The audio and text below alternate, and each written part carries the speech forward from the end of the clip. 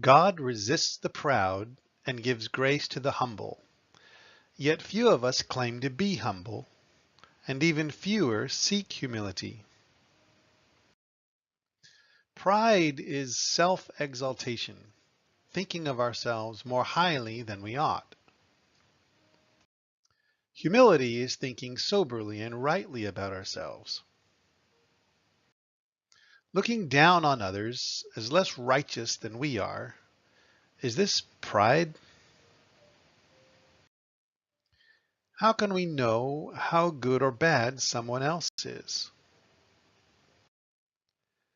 How much is God helping you to be good? Are sins against others worse than sins directly against God?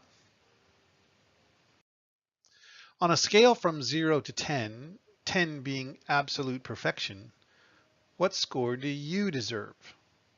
How do you know?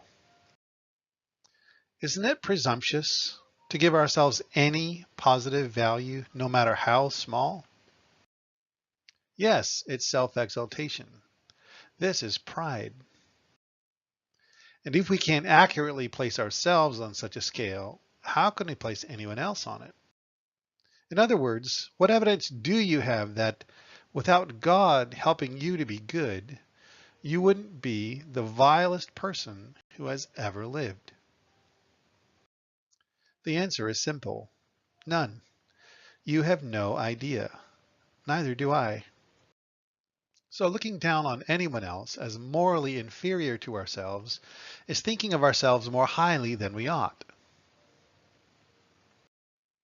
And since we're all unique, such that it's unlikely we're exactly morally equivalent to anyone else, humility must concede, without God's help, I might in fact be the most evil person who has ever lived. Any other posture is pride. It must be. Humility esteems all others better than itself because that's the only possible non-presumptuous posture. Humility realizes that any goodness in anyone is the work of God and thanks Him for it. In knowing the love of God and the goodness of God, humility is freedom.